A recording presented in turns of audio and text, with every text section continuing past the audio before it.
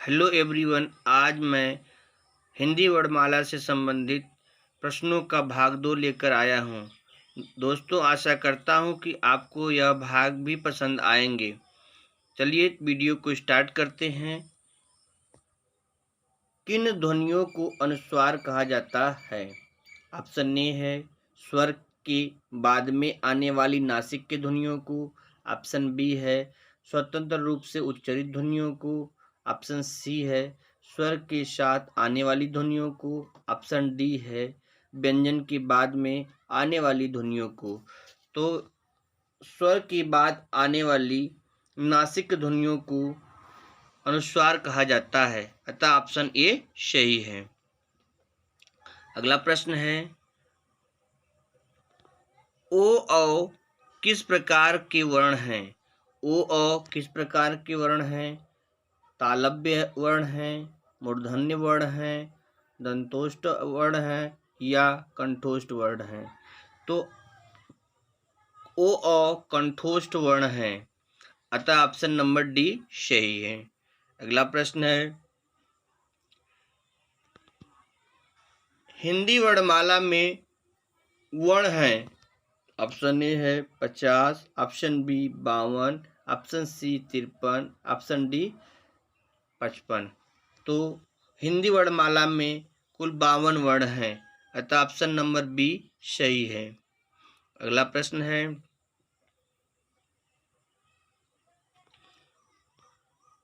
स्वर ध्वनि के प्रकार हैं, अतः स्वर ध्वनि कितने प्रकार की होती हैं?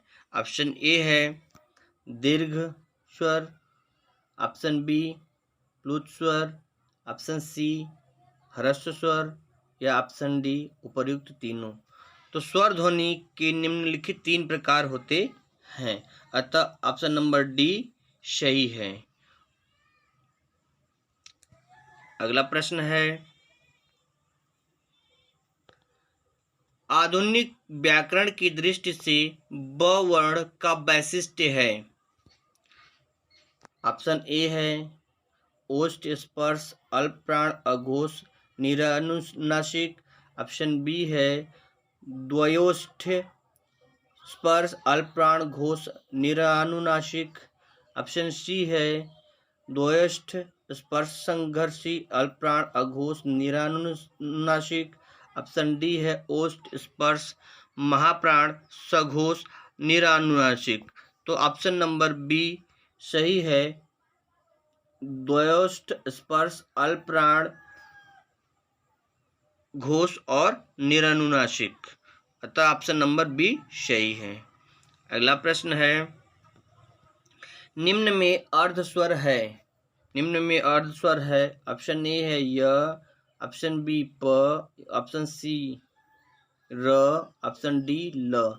तो ऑप्शन ए यह वर्ण अर्ध स्वर कहलाता है, अतः ऑप्शन ए सही है। अगला प्रश्न है महाप्राण ध्वनियाँ व्यंजन वर्ग में किससे संबंधित हैं? महाप्राण ध्वनियाँ व्यंजन वर्ग में किससे संबंधित हैं? ऑप्शन ए पहला दूसरा, ऑप्शन बी दूसरा तीसरा, ऑप्शन सी दूसरा चौथा, ऑप्शन डी पहला चौथा। तो महाप्राण ध्वनियाँ प्रत्येक वर्ग की दूसरे और चौथे वर्ण होते हैं, अतः ऑप्शन नंबर सी सही है। अगला प्रश्न है भाषा की सार्थक लघुत्तम इकाई है। भाषा की सार्थक लघुत्तम इकाई क्या है? ऑप्शन ए है शब्द, ऑप्शन बी पद, ऑप्शन सी ध्वनि, ऑप्शन डी वाक्य। तो भाषा की सार्थक लघुत्तम इकाई ध्वनि होती है, अतः ऑप्शन नंबर सी सही है। अगला प्रश्न है इनमें से कौन व्यंजन अल्पप्राण है? ख, ऑप्शन ए ख अल्पप्राण है, ऑप्शन बी थ अल्पप्राण है, ऑप्शन सी च अल्पप्राण है और ऑप्शन डी फ अल्पप्राण है। तो ऑप्शन सी च वर्ण अल्पप्राण है, क्योंकि हम लोग जानते हैं प्रत्येक वर्ग के पहले तीसरे और पांचवें वर्ण अल्पप्राण होते हैं, दूसरे और चौथे वर्ण महाप्राण होते हैं। अतः ऑप्शन नंबर सी सही है। अगला प्रश्न है, इनमें से कौन सा वर्ण स्पर्श व्यंजन नहीं है? ऑप्शन ए क वर्ण स्पर्श व्यंजन नहीं है, ऑप्शन बी च वर्ण स्पर्श व्यंजन नहीं है, ऑप्शन सी ट वर्ण स्पर्श व्यंजन नहीं है, या ऑप्शन डी य वर्ण स्पर्श व्यंजन नहीं है।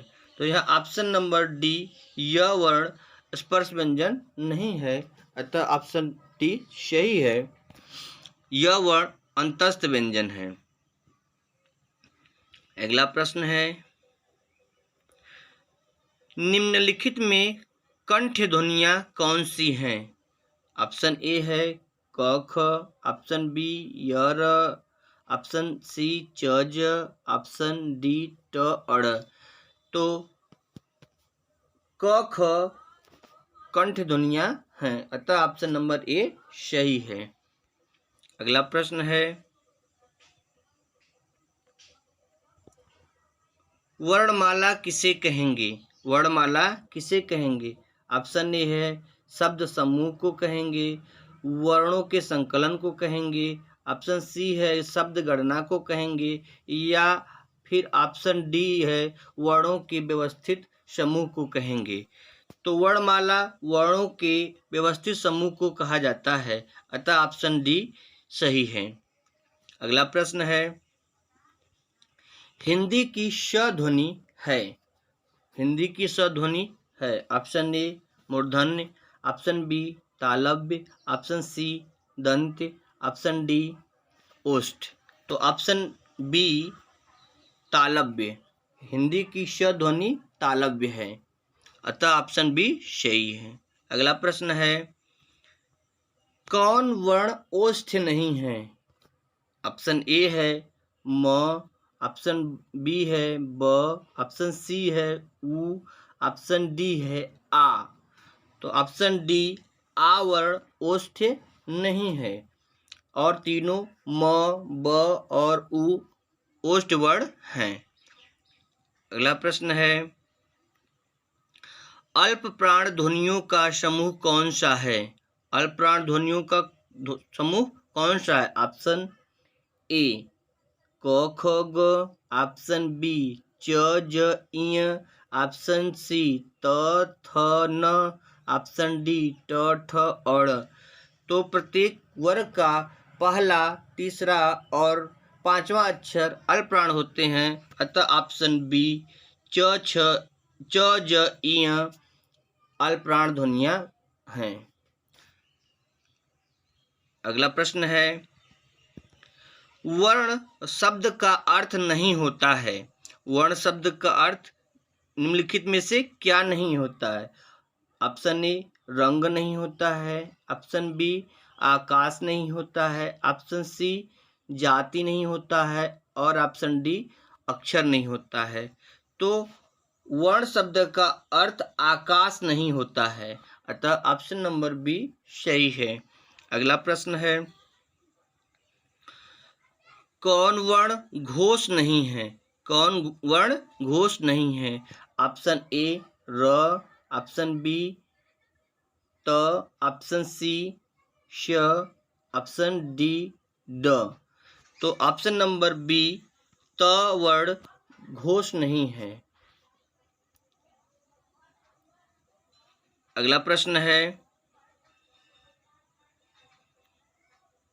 किन ध्वनियों को अनुस्वार कहा जाता है? ऑप्शन ए स्वर के बाद आने वाली नासिक की ध्वनियों को, ऑप्शन बी स्वतंत्र रूप से उच्चारित ध्वनियों को, ऑप्शन सी स्वर के साथ आने वाली ध्वनियों को, ऑप्शन डी है व्यंजन के बाद आने वाली ध्वनियों को। तो ऑप्शन ए स्वर के बाद आने वाली ध्वनि नासिक ध्वनियों को अनुस्वार कहा जाता है, अतः ऑप्शन नंबर ए सही है। अगला प्रश्न है, किस शब्द में री स्वर नहीं है? ऑप्शन ए कृपा, option B Krishna, option C दृष्टि, और ऑप्शन डी रिवाज। तो ऑप्शन नंबर डी, रिवाज शब्द में री स्वर नहीं है, अतः ऑप्शन डी सही है। अगला प्रश्न है, निम्नलिखित में से दंतव्य वर्ण है। ऑप्शन ए है य, ऑप्शन बी च, ऑप्शन सी त, ऑप्शन डी उ। तो ऑप्शन नंबर सी त वर्ण दंतव्य वर्ण है। अगला प्रश्न है, घ का उच्चारण स्थान कौन सा है? घ का उच्चारण स्थान कौन सा है? ऑप्शन ए मूर्धा है, ऑप्शन बी कंठ है, ऑप्शन सी तालु है या ऑप्शन डी दंत है। तो घ का उच्चारण स्थान कंठ होता है, अतः ऑप्शन नंबर बी सही है। अगला प्रश्न है,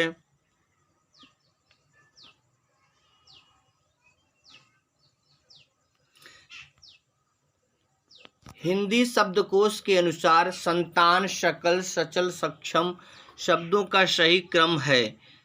ऑप्शन ए संतान, शकल, सचल, सक्षम, ऑप्शन बी है सकल, संतान, सचल, सक्षम, ऑप्शन सी है शकल, सचल, संतान, सक्षम या ऑप्शन डी है संतान, शकल, सक्षम, सचल। तो ऑप्शन नंबर डी संतान, शकल, सक्षम, सचल ये शब्दों का सही क्रम है, अतः ऑप्शन नंबर डी सही है। अगला प्रश्न है, निम्न में से महाप्राण वर्ण है। ऑप्शन ए थ वर्ण, ऑप्शन बी क वर्ण, ऑप्शन सी व वर्ण या ऑप्शन डी च वर्ण। तो ऑप्शन नंबर ए थ वर्ण महाप्राण वर्ण है, अतः ऑप्शन नंबर ए सही है। अगला प्रश्न है, हिंदी शब्दकोश में अंग व अह किस वर्ण के साथ आता है? हिंदी शब्दकोश में अंग व अह किस वर्ण के साथ आता है? ऑप्शन ए है अ के साथ आता है, ऑप्शन बी है अ के साथ आता है, ऑप्शन सी अह के साथ आता है या ऑप्शन डी आ के साथ आता है। तो ऑप्शन नंबर बी अ अंग और अह वर्ण के साथ आता है। हिंदी शब्दकोश में अंग व अह अवर्ण के साथ आता है, अतः ऑप्शन नंबर बी सही है। अगला प्रश्न है, छ वर्ण किसके योग से बना है? छ वर्ण किसके योग से बना है? ऑप्शन ए क और श के, ऑप्शन बी क और च के, ऑप्शन सी क और छ के, ऑप्शन डी क और स के। तो ऑप्शन नंबर ए क और स के योग से छ वर्ण बना है, अतः ऑप्शन नंबर ए सही है। अगला प्रश्न है, निम्न में से कौन सा शब्द अमात्रिक है अर्थात बिना मात्रा वाला है? तो ऑप्शन ए कारखाना, option B Amitabh, option C कलरव, ऑप्शन डी चहचहाना। तो option number D option number C शब्द मतलब कलरव शब्द अमात्रिक है, अतः ऑप्शन नंबर सी सही है। अगला प्रश्न है, अयोगवाह कहा जाता है। अयोगवाह कहा जाता है विसर्ग को, ऑप्शन बी महाप्राण को, ऑप्शन सी संयुक्त व्यंजन को, ऑप्शन डी अल्पप्राण को। तो विसर्ग को अयोगवाह कहा जाता है, अतः ऑप्शन नंबर ए सही है। अगला प्रश्न है, ट वर्ग में किस प्रकार के व्यंजन हैं? ट वर्ग में किस प्रकार के व्यंजन हैं? ऑप्शन ए है कंठ, बी तालव्य, सी मूर्धन्य और डी दंत। तो ट वर्ग में मूर्धन्य प्रकार के वर्ण हैं, यानी मूर्धा से बोले जाने वाले वर्ण ट वर्ग में आते हैं, अतः ऑप्शन नंबर सी सही है। अगला प्रश्न है, प्रयत्न के आधार पर ल किस प्रकार की ध्वनि है? ऑप्शन ए पार्श्विक ध्वनि है, ऑप्शन बी उक्षिप्त ध्वनि है, ऑप्शन सी प्रकंपित ध्वनि है, या ऑप्शन डी संघर्षशील ध्वनि है। तो ऑप्शन नंबर ए पार्श्विक ध्वनि है। प्रयत्न के आधार पर ल पार्श्विक प्रकार की ध्वनि है, अतः ऑप्शन नंबर ए सही है। अगला प्रश्न है, हिंदी वर्णमाला में अंग और अह क्या हैं? हिंदी वर्णमाला में अंग और अह क्या है? स्वर है, ऑप्शन नंबर बी व्यंजन है, सी अयोगवाह है, या डी संयुक्त व्यंजन है। तो हिंदी वर्णमाला में अंग और अह अयोगवाह होते हैं, अतः ऑप्शन नंबर डी सही, सॉरी ऑप्शन नंबर सी सही है। अगला प्रश्न है, निम्नलिखित व्यंजनों में से कौन सा संयुक्त व्यंजन नहीं है? ऑप्शन ए छ, ऑप्शन बी स, ऑप्शन सी त्र, ऑप्शन डी श्र। तो ऑप्शन नंबर बी स वर्ण संयुक्त व्यंजन नहीं है, अतः ऑप्शन नंबर बी सही है। अगला प्रश्न है, निम्न में से कौन सा व्यंजन स्पर्श संघर्षी है? ऑप्शन ए है ज, ऑप्शन बी र, ऑप्शन सी ह, ऑप्शन डी स। तो ऑप्शन ए ज वर्ण या ज व्यंजन स्पर्श संघर्षी है, अतः ऑप्शन नंबर ए सही है। अगला प्रश्न है, हिंदी वर्णमाला में व्यंजनों की संख्या है। ऑप्शन ए 32, बी 34, सी 33, या डी 36। तो ऑप्शन नंबर सी 33, हिंदी वर्णमाला में व्यंजनों की संख्या 33 होती है, अतः ऑप्शन नंबर सी सही है। अगला प्रश्न है, हिंदी शब्दकोश में छ का क्रम किस वर्ण के बाद आता है? ऑप्शन ए है क के बाद आता है, बी छ के बाद आता है, सी त्र के बाद आता है, या डी ज्ञ के बाद आता है। तो ऑप्शन नंबर ए क के बाद आता है। हिंदी शब्दकोश में छ का क्रम क के बाद आता है, अतः ऑप्शन नंबर ए सही है। अगला प्रश्न है, ए के उच्चारण स्थान का नाम बताइए। ए, तो ऑप्शन ए है तालव्य, ऑप्शन बी दंत, ऑप्शन सी कंठोष्ठ, ऑप्शन डी कंठ तालव्य। तो ऑप्शन नंबर डी कंठ तालव्य, एक के उच्चारण स्थान कंठ तालव्य हैं, अतः ऑप्शन नंबर डी सही है। अगला प्रश्न है, निम्नलिखित में से कौन वर्ण अंतस्थ नहीं है? ऑप्शन ए य, ऑप्शन बी ह, ऑप्शन सी र, ऑप्शन डी व।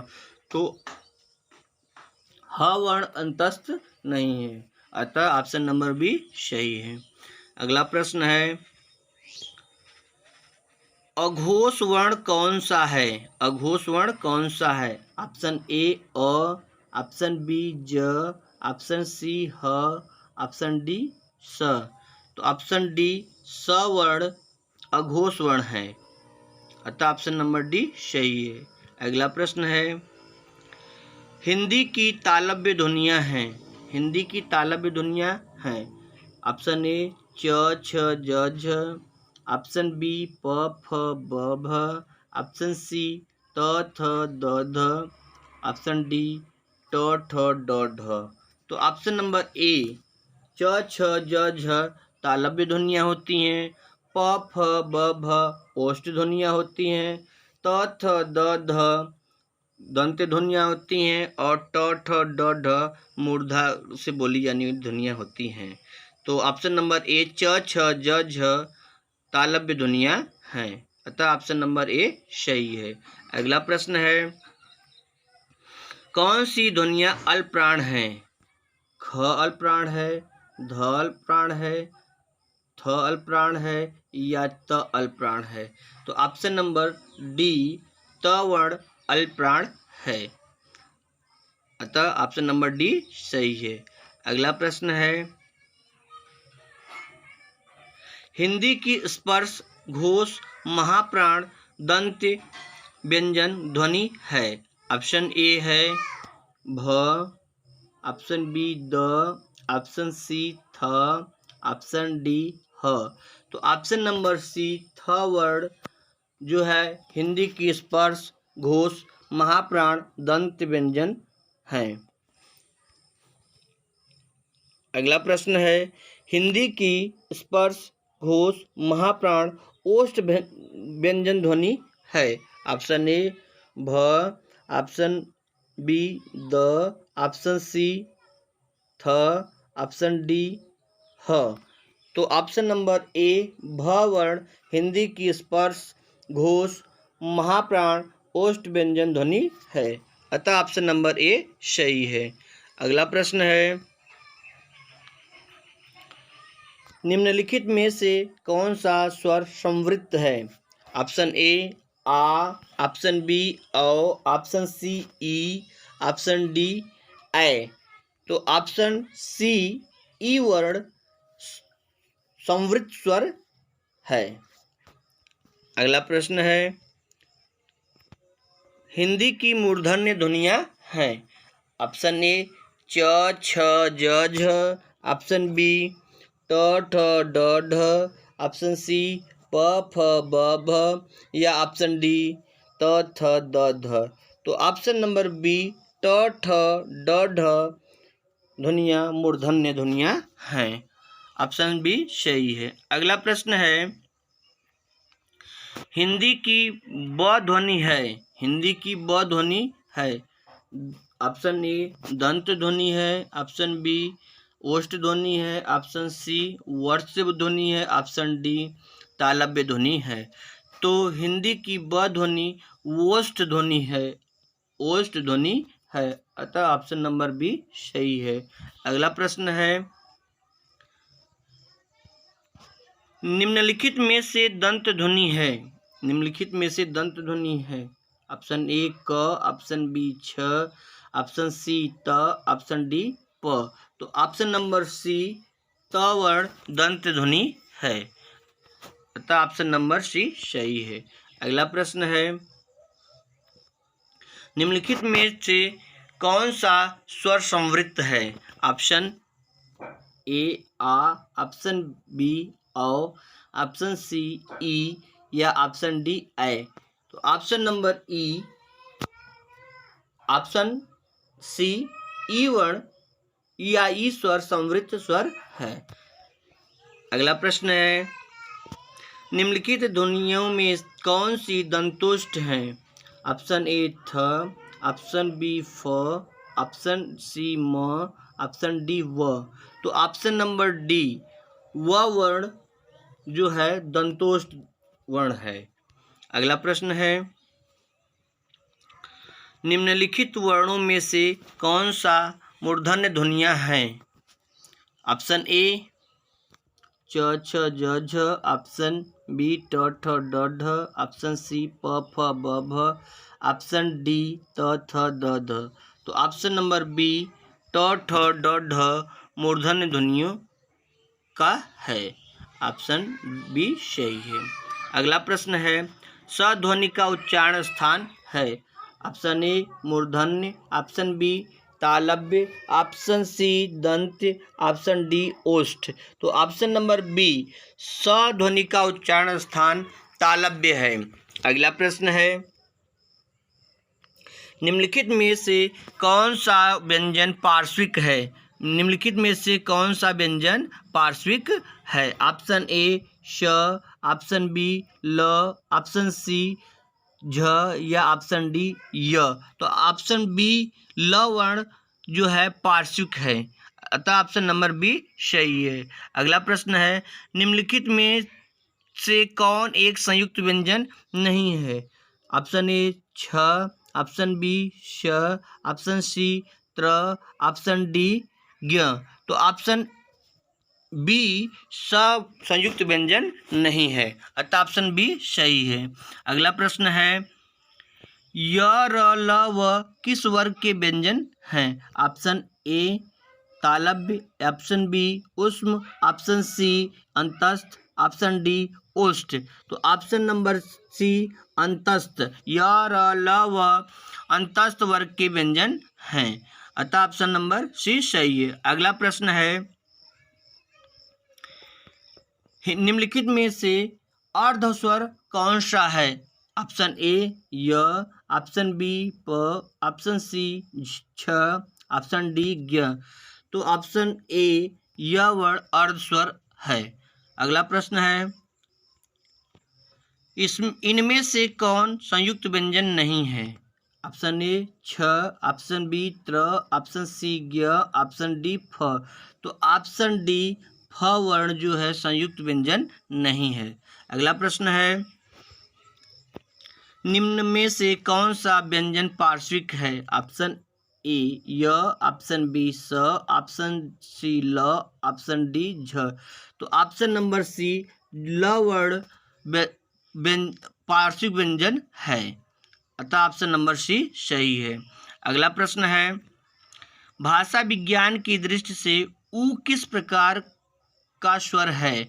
तो भाषा विज्ञान की दृष्टि से बड़ा ऊ किस प्रकार का स्वर है? ऑप्शन ए पश्च विवृत, ऑप्शन बी अग्र संवृत, ऑप्शन सी अग्र विवृत, ऑप्शन डी पश्च संयुक्त। तो ऑप्शन डी जो है पश्च संयुक्त।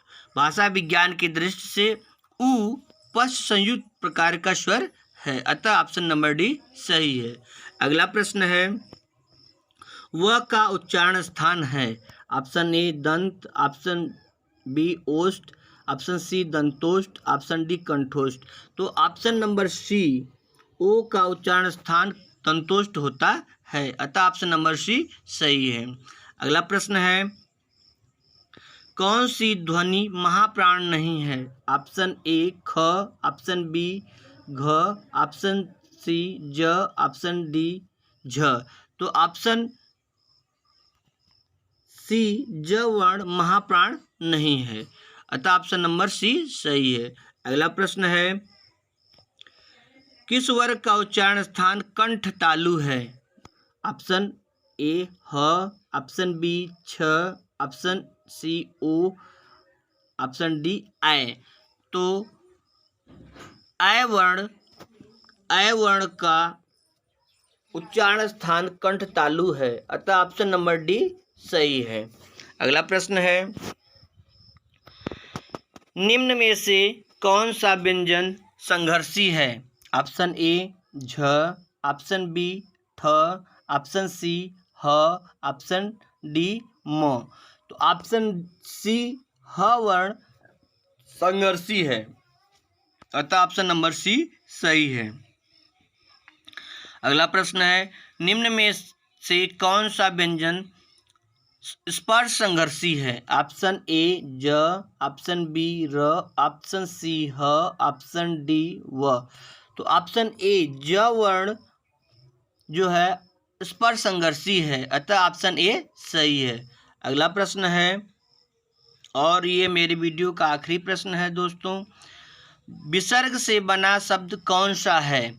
ऑप्शन ए है अध, ऑप्शन बी है निःस्पृह, ऑप्शन सी है द्वित्व और ऑप्शन डी है थोड़ा सा। तो ऑप्शन नंबर बी निःस्पृह शब्द जो विसर्ग से बना हुआ है। तो ये दोस्तों आज मैं अपने वीडियो को यहीं समाप्त करता हूँ। आशा करता हूँ कि आप लोगों को वीडियो पसंद आएगा। Thank you.